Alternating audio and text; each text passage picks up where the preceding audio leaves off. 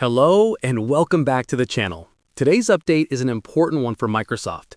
The company has officially confirmed that support for Windows 11 version 23H2 will end on November 11, 2025.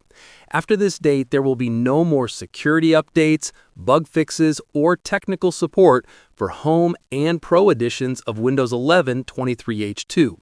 This means if you continue using 23H2 beyond that point, your system will be vulnerable to security risks, malware attacks, and compatibility problems.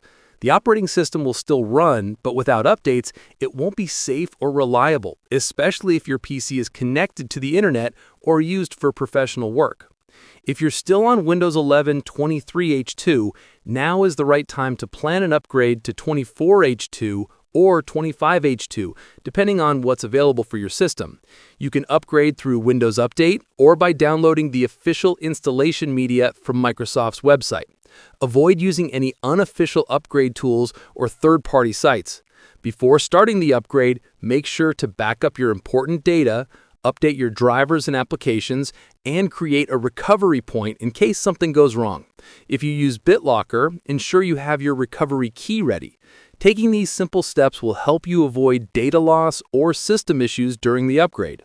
For businesses or IT-managed systems, it's best to plan the migration in stages, test on a few devices first, and roll out gradually across the network. Systems that cannot be upgraded immediately should be isolated or used offline until the transition is complete.